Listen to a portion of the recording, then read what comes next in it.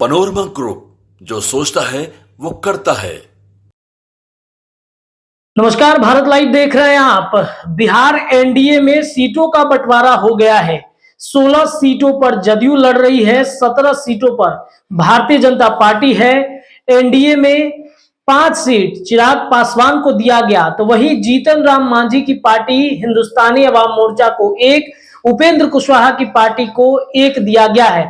काराकाट की सीट को लेकर उपेंद्र कुशवाहा की पार्टी लगातार जो बातें हैं वो कह रही थी कि एनडीए गठबंधन में अगर हमें सीट मिलता है तो हम काराकाट की सीट लेना पसंद करेंगे, और बीजेपी ने उपेंद्र कुशवाहा की बात को मानते हुए वो काराकाट वाली सीट उपेंद्र कुशवाहा को दे दिया। आरएलएम जो मोर्चा है उनका, उस मोर्चे को उपेंद्र कुशवाहा की पार्टी को भारतीय जनता पार्टी के शीर्ष नेतृत्व ने वो सब कुछ दिया जो उपेंद्र कुशवाहा मांग रहे थे।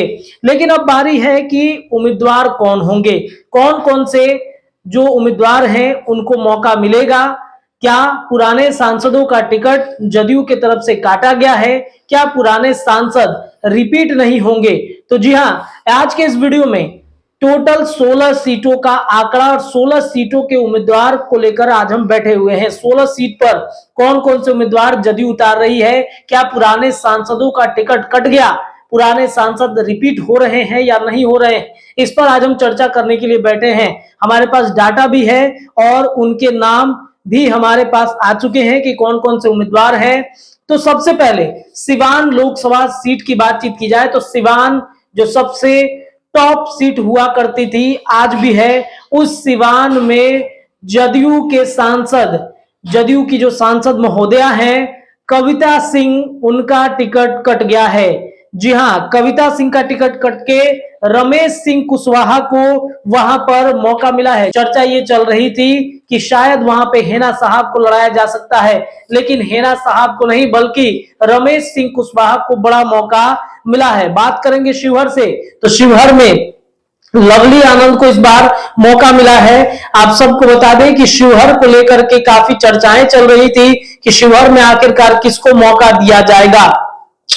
तो शिवहर से जो बड़ी जानकारी है, कल ही लवली आनंद ने पार्टी की सदस्यता ली और पार्टी की सदस्यता लेने के बाद अब कहीं ना कहीं ये ऐलान हो चुका है कि शिवहर में लड़ेंगी जो लवली आनंद है, बाहुबली आनंद मोहन की पत्नी है, वो चुनाव लड़ रही है। शिवहर भारतीय जनता पार्टी का सीट हुआ करता था जहां से रमा देवी सांसद थी और रमा देवी का टिकट भारतीय जनता पार्टी की तरफ से कट गया और वहां पर अब जदयू के प्रत्याशी जो लवली आनंद है वो वहां पर उतरेंगी।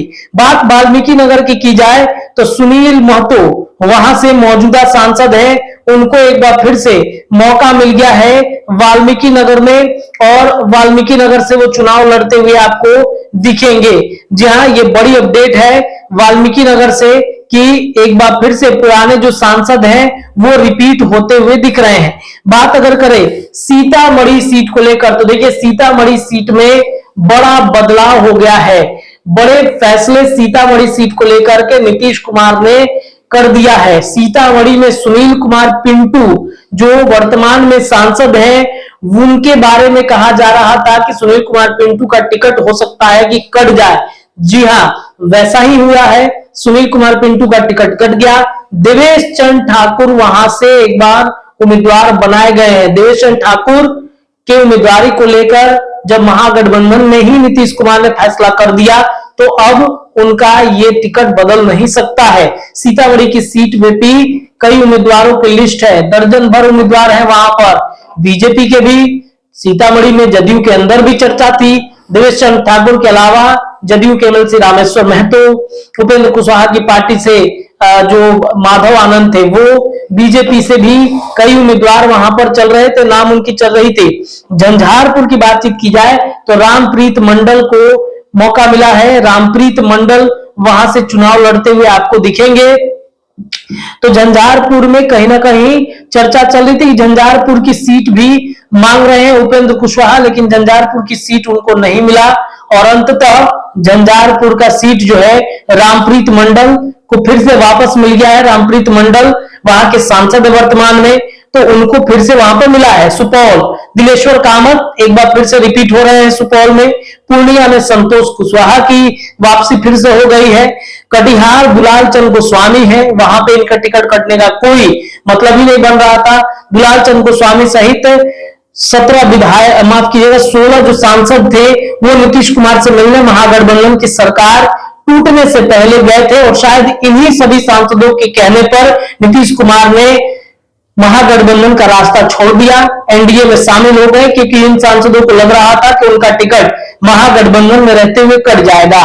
तो कटिहार से दुलाल चंद गोस्वामी, किशनगंज से, देखिए किशनगंज एक सीट जो है वो काफी चर्चित सीट है और किशनगंज में कहीं ना कहीं जो चर्चाएं होती हैं कि जदयू पिछली बार हार गया था। 17 सीट जो मिली थी, 17 सीट में किशनगंज की सीट थी जिस सीट पर हार मिली थी जदयू को। वहां पर पिछले लोकसभा चुनाव की अगर बातचीत की जाए तो सैयद महमूद अशरफ को वहां पर उतारा गया था। एक बार फिर से किशनगंज की सीट डॉक्टर मुजाहिद आलम को वहां पर मौका मिलेगा। किशनगंज की सीट पर भारतीय जनता पार्टी से जो शहनवाज हुसैन है उनकी चर्चा हो रही थी, लेकिन ये सीट अब जदयू के खाते में है। मधेपुरा से दिनेश चंद्र यादव है। गोपालगंज से डॉक्टर आलोक सुमन, यह आरक्षित सीट है। भागलपुर की भी चर्चा खूब हुई है। जो भागलपुर में गोपालपुर के विधायक है गोपाल मंडल, उन्होंने दावा किया कि टिकट तो हम लेके चलते हैं, लेकिन ये क्या, गोपाल मंडल का टिकट कट गया। आलोक सुमन एक बार फिर से रिपीट हो रहे हैं, माफ कीजिएगा अजय मंडल, एक अजय मंडल जो है वो फिर से रिपीट हो रहे हैं। गोपाल सुमन, चूंकि गोपालगंज और भागलपुर आसपास में लिस्ट हमारे पास था तो ये नाम जो है बुला गया, लेकिन थे और शायद इन्हीं सभी सांसदों के कहने पर नीतीश कुमार ने महागठबंधन का रास्ता छोड़ दिया, एनडीए में शामिल हो गए, क्योंकि इन सांसदों को लग रहा था कि उनका टिकट महागठबंधन में रहते हुए कट जाएगा। तो कटिहार से दुलाल चंद गोस्वामी, किशनगंज से, देखिए किशनगंज एक सीट जो है वो काफी चर्चित सीट है और किशनगंज में कहीं ना कहीं जो चर्चाएं होती हैं कि जदयू पिछली बार हार गया था। 17 सीट जो मिली थी, 17 सीट में किशनगंज की सीट थी जिस सीट पर हार मिली थी जदयू को। वहां पर पिछले लोकसभा चुनाव की अगर बातचीत की जाए तो सैयद महमूद अशरफ को वहां पर उतारा गया था। एक बार फिर से किशनगंज की सीट डॉक्टर मुजाहिद आलम को वहां पर मौका मिलेगा। किशनगंज की सीट पर भारतीय जनता पार्टी से जो शहनवाज हुसैन है उनकी चर्चा हो रही थी, लेकिन ये सीट अब जदयू के खाते में है। मधेपुरा से दिनेश चंद्र यादव हैं। गोपालगंज से डॉक्टर आलोक सुमन, यह आरक्षित सीट है। भागलपुर की भी चर्चा खूब हुई है। जो भागलपुर में गोपालपुर के विधायक है गोपाल मंडल, उन्होंने दावा किया कि टिकट तो हम लेके चलते हैं, लेकिन ये क्या, गोपाल मंडल का टिकट कट गया। आलोक सुमन एक बार फिर से रिपीट हो रहे हैं, माफ कीजिएगा अजय मंडल, एक अजय मंडल जो है वो फिर से रिपीट हो रहे हैं। गोपाल सुमन, चूंकि गोपालगंज और भागलपुर आसपास में लिस्ट हमारे पास था तो ये नाम जो है बुला गया, लेकिन माफ कीजिएगा अजय मंडल भागलपुर से एक बार फिर से रिपीट हो रहे हैं। दूसरी तरफ बांका की बातचीत की जाए तो बांका में गिरधारी यादव रिपीट हो रहे हैं। गिरधारी यादव को बड़ी जिम्मेदारी मिल रही है बांका की सीट से।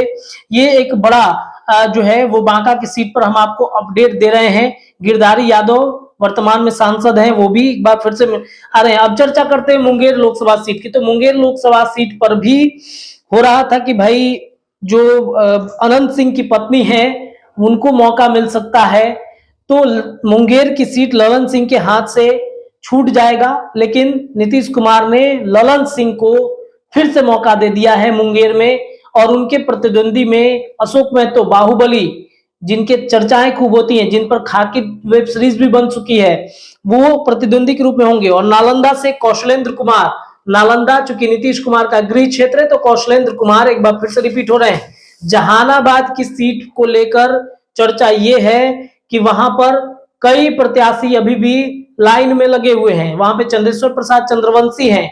इसके अलावा वहां से चर्चा ये थी कि चिराग पासवान के पार्टी में ये सीट जाएगा जहानाबाद का, तो वहां पर जो चितरंजन कुमार उर्फ चिंटू भैया हैं वो वहां पर ले सकते हैं। लेकिन बड़ी जो अपडेट ये है कि चितरंजन प्रसाद उर्फ चिंटू भैया को हो सकता है कि जदयू अपने पाले में लड़ा दे।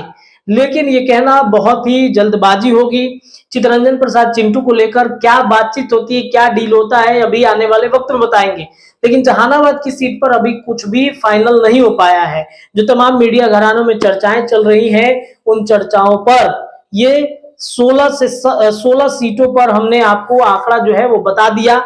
उम्मीदवारों के नाम नीतीश कुमार ने फाइनल कर दिए हैं और इन 16 सांसदों को एक बार फिर से मौका मिल रहा है। लेकिन दो जगह से प्रत्याशी बदल दिए गए हैं।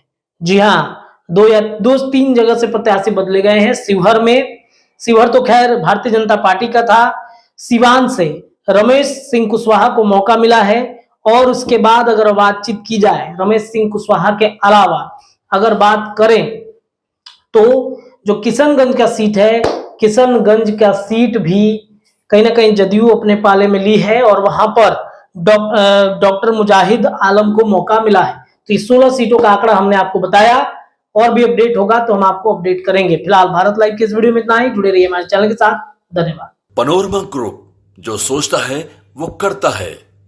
अगर ये वीडियो पसंद आई और वह बिहार के राजनीति और बिहारियत से सरोकार रखेनी तो सब्सक्राइब बटन दबा के चैनल के सब्सक्राइब कर ली। ओजे एगो घंटी बा, ओकरा बटन दबा देला से कुल सटीक और मारक खबर रुआ मुफ्त में मिल जाई।